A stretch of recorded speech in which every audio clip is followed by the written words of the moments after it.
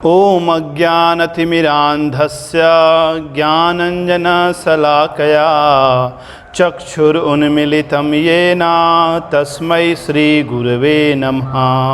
वाञ्छाकल्पतरुभ्यश्च कृपासिन्धुभ्य एव च पतितानां पावनेभ्यो वैष्णवेभ्यो नमो नमः।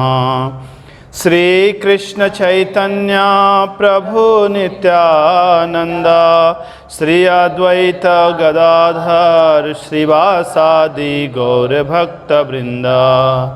हरे कृष्णा कृष्णा कृष्णा हरे हरे, हरे राम राम राम हरे हरे। श्रील प्रभुपाद की। श्रीमद् भगवद गीता द्वितीय अध्याय श्लोक आज का है 28। अव्यक्तादीनि भूतानि व्यक्तमध्यानि भारत अव्यक्तनिधनान्येव तत्र का परिदेवना। अव्यक्तादीनि भूतानि व्यक्तमध्यानि भारत अव्यक्तनिधनान्येव तत्र का परिदेवना। भगवान आज के कुछ श्लोकों में आत्मा का ज्ञान समाप्त कर रहे हैं। 11वें श्लोक से भगवान ने देह और देही, शरीर और शरीरी, इसके भेद को समझाने का प्रयास कर रहे हैं। भगवान कहते हैं अव्यक्तादीनि भूतानि। अव्यक्त यानी कि अप्रकट, यानी जन्म से पहले। आदीनि कहते हैं जन्म से पहले को। भूतानि यानी समस्त प्रकार के जीव जन्म से पहले अप्रकट अवस्था में होते हैं। व्यक्त मध्यानि भारत, हे भरतवंशियों में श्रेष्ठ अर्जुन, मध्यकाल में अभी व्यक्त हुए हैं, प्रकट हुए हैं। अव्यक्त निधनान्येव, और निधन के बाद यानी मृत्यु के बाद फिर अप्रकट हो जाते हैं। जैसे तुम्हारा डेट ऑफ बर्थ है 24 अगस्त 2006, तो तुम 24 अगस्त 2005 में कहाँ थे? अव्यक्त अवस्था में थे। या यूँ पूछूँ कि 23 अगस्त 2006 में कहाँ थे? तो माँ के पेट में थे। और पीछे जाऊँ ऐसे तो माँ के पेट में थे, धीरे धीरे तुम्हारा आकृति बढ़ती चली गई। यानी आत्मा हमेशा रहती है, लेकिन जो शरीर है हमेशा नहीं रहता। तो कभी व्यक्त होता है, कभी अव्यक्त होता है। तो अव्यक्तादीनि भूतानि यानी जन्म से पहले अव्यक्त अवस्था में थे। अभी व्यक्त मध्यानि भारत, अभी मध्य काल में व्यक्त हुए हैं। अव्यक्त निधनान्येव, और निधन के बाद, मृत्यु के बाद फिर से अव्यक्त में मिल जाते हैं। तो तत्र का परिदेवना, तो भगवान कहते हैं अतः उसके लिए परिदेवना, क्यों शोक कर रहे हो? यानी यहाँ पर भगवान कह रहे हैं कि मानो यदि तुम आत्मा को नहीं भी मानते हो तो जन्म के पहले तुम्हारा कोई अस्तित्व नहीं था, अभी अस्तित्व है, दिखाई दे रहा है, और मृत्यु के बाद कोई अस्तित्व नहीं रहेगा। तो फिर शोक किसके लिए करना? शोक तो हम तब करते हैं जब किसी चीज़ को हम खो देते हैं जो हमारा अपना हो। तो चाहे आत्मा को मानो या आत्मा को ना मानो, शोक करने का कोई कारण नहीं है। भगवान ने पहले भी कहा था ये शरीर क्या है? वस्त्र के समान है। तो हम जैसे वस्त्र बदलते हैं तो कोई व्यक्ति रोता तो नहीं, अरे पुराने वस्त्र फट गए। एक दिन में 3-4 तरह के लोग वस्त्र बदलते हैं, तो वस्त्रों के बदलने के कारण कोई रोता नहीं। उसी प्रकार धीर व्यक्ति, बुद्धिमान व्यक्ति शरीर परिवर्तन से मोहग्रस्त नहीं होता। जैसे मैंने पहले भी कहा कि बच्चा का शरीर युवा के शरीर में बदल जाता है, तो माँ रोती नहीं, माँ जानती है वही महेश है। अभी पहले बाल्य अवस्था में था, अभी युवा अवस्था में आ गया, वही फिर वृद्धावस्था की ओर अग्रसर हो जाएगा। तो शरीर क्या है? नित्य नहीं है, शरीर हमेशा बदलने वाला है। और आत्मा अपरिवर्तित है। तो जो व्यक्ति आत्म तत्व को जानने वाले हैं ऐसे शरीर के परिवर्तन से मोहग्रस्त नहीं होते। इसका अनुवाद मेरे पीछे दोहराएं। हे भारत, सभी जीव जन्म से पूर्व अप्रकट अवस्था में रहते हैं,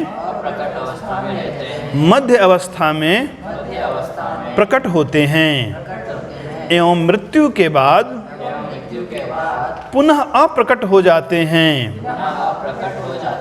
अतः इस विषय में शोक का क्या कारण है? तो सूक्ष्म से स्थूल चीज़ों की सृष्टि होती है। तो सबसे पहले आकाश तत्व बनता है, फिर आकाश से वायु तत्व, वायु तत्व से अग्नि तत्व, अग्नि तत्व से जल तत्व और जल तत्व से पृथ्वी तत्व।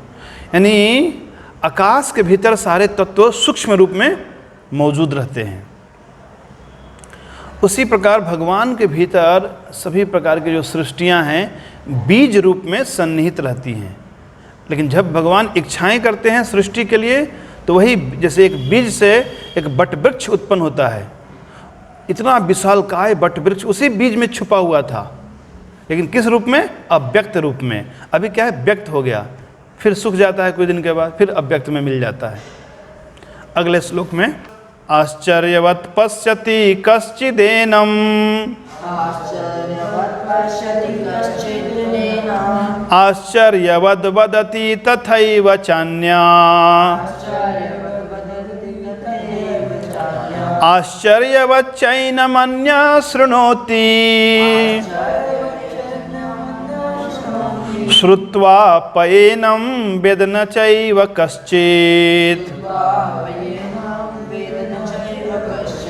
आश्चर्यवत् पश्यति कश्चिदेनम्, आश्चर्यवद् वदति तथैव चान्या,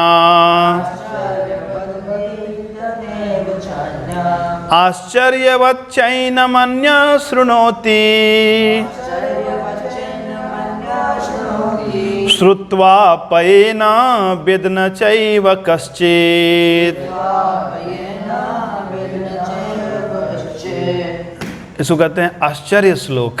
इसमें केवल हर चीज़ आश्चर्यमय है। Wonderful verse of Bhagavad Gita. आश्चर्यवत, आश्चर्यवत यानी आश्चर्यजनक, आश्चर्य की तरह। पश्यति देखता है, कश्चिदेनम कोई कोई व्यक्ति इस आत्मा को आश्चर्य से भर कर देखता है। इसका क्या आशय है? क्या आत्मा ऐसी होती है कि इसके अग्रभाग के 10,000वें भाग इतनी सूक्ष्म होती है। आश्चर्यवद बदती, बदती यानी बोलना, बताना। कोई कोई व्यक्ति इस आत्मा के बारे में आश्चर्य से भरकर वर्णन करता है। किस प्रकार वर्णन करता है? इसको अग्नि से जलाया नहीं जा सकता है, इसको किसी भी लिक्विड से गीला नहीं किया जा सकता है, कोई इसे सुखा, वायु सुखा नहीं सकती है, कोई भी अस्त्र शस्त्र से काट नहीं सकते हैं। तो ये आश्चर्य रूपी वर्णन है। साथ ही साथ जब देखता है अरे छोटे से चींटी में भी वही आत्मा है और इतने बड़े विशालकाय हाथी में भी वही एक ही आत्मा है, तो आश्चर्यजनक वर्णन है। और कितने प्रकार के जीव जंतु हैं, सबके भीतर आत्मा है। और वो आत्मा एक चालक की तरह है।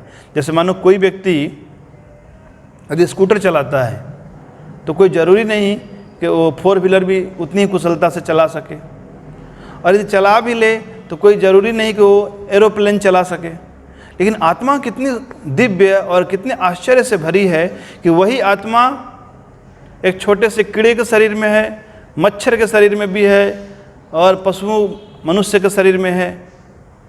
यानी जिस शरीर में आत्मा जाती है तो उस शरीर में उसी प्रकार के कार्य होने लगते हैं, चाहे उड़ने का कार्य हो, चाहे तैरने का कार्य हो, या चलने का कार्य हो, है ना।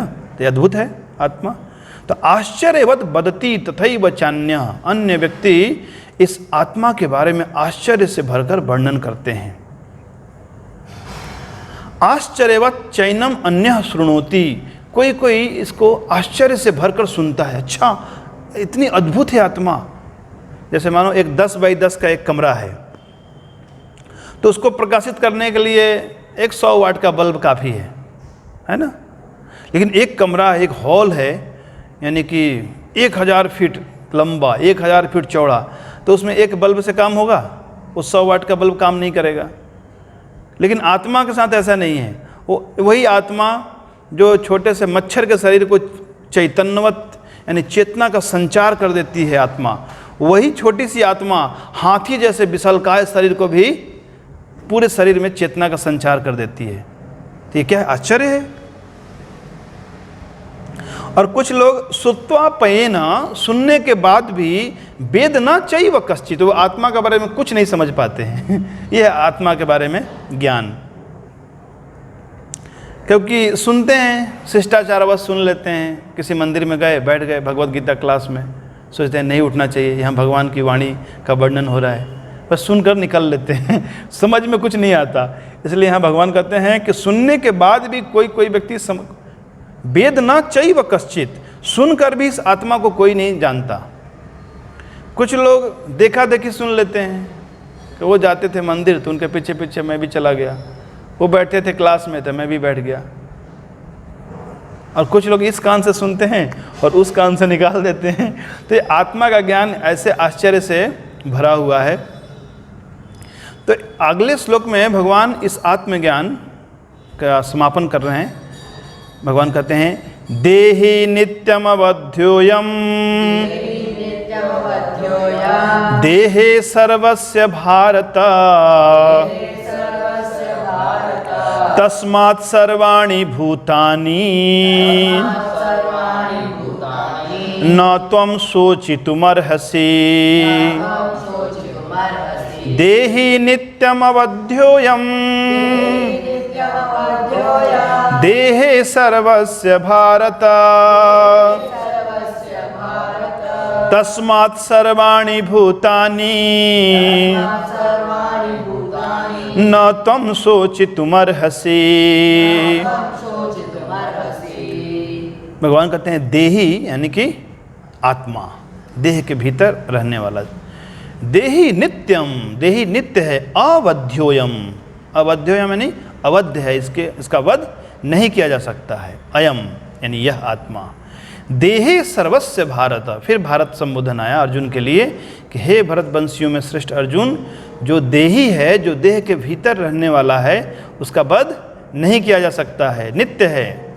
तस्मात्, इसीलिए सर्वाणि भूतानि, सभी जीवों के भीतर आत्मा को जानकर न तुम शोचितुमर्हसि, तुम्हें शोक नहीं करना चाहिए। तुम भीष्म पितामह का, तुम द्रोणाचार्य, कृपाचार्य और अन्य अपने बंधु बांधवों का तुम वस्तुतः वध नहीं कर सकोगे, तुम केवल उनके शरीर का परिवर्तन कर दोगे। यानी यह जो देही है, किसी भी शरीर में रहे, यह अविनाशी है, किसी भी प्रकार से इसका वध संभव नहीं है। इसका अनुवाद मेरे पीछे दोहराएं। हे भरतवंशियों में श्रेष्ठ अर्जुन, सभी प्रकार के शरीरों में यह शरीरी यानी आत्मा नित्य ही अविनाशी है। इस आत्मा के लिए तुम्हें शोक नहीं करना चाहिए। तो व्यक्ति शोक क्यों करता है? क्योंकि उसकी आसक्ति होती है, किसी वस्तु से आसक्ति होती है तो वस्तु खो जाने से रोता है। यदि किसी व्यक्ति से आसक्ति होती है तो उस व्यक्ति के खो जाने से रोता है। यानी भौतिक संबंधों में हर व्यक्ति जो इस संसार में आसक्त है वो भयभीत रहता है, वो शोकाकुल रहता है। यदि हम भय और शोक से मुक्त होना चाहते हैं तो हमें भौतिक तल से उठकर आध्यात्मिक तल पे स्थित होना चाहिए, क्योंकि आत्मा का वध संभव नहीं है, आत्मा अपरिवर्तित है, आत्मा अविकारी है। यानी हमें अपनी चेतना को परमात्मा भगवान में स्थिर करना चाहिए, जो हमारा कभी भी संग नहीं त्यागते। इस संसार के यदि हम किसी भी वस्तु का आश्रय लेते हैं, किसी भी व्यक्ति का आश्रय लेते हैं, तो या तो वस्तु आपको आपसे दूर हो जाएगी या आप उस वस्तु से दूर हो जाओगे। और यदि आप किसी व्यक्ति का आश्रय लेते हो, संसारिक भौतिक व्यक्ति का आश्रय, तो या तो वह व्यक्ति आपको छोड़कर चला जाएगा या आप उसे छोड़कर चले जाओगे, यानी आपकी मृत्यु हो जाएगी पहले ही। लेकिन आसक्ति बनी रहेगी तो उस आसक्ति के कारण आपको बारंबार इस संसार में आना होगा। तो भगवान ने इन कुछ श्लोकों में कहा कि हे अर्जुन, इस आत्म तत्व को जानकर तुम्हें अपने कर्तव्य से विमुख नहीं होना चाहिए। तुम क्षत्रिय हो और क्षत्रिय का परम कर्तव्य है कि ऐसे धर्म युक्त युद्ध में पूर्ण उत्साह के साथ भाग ले, और युद्ध करने से और क्या लाभ होंगे इसकी चर्चा अगले कुछ श्लोकों में की गई है, जिसकी चर्चा हम फिर कभी करेंगे। श्रील प्रभुपाद की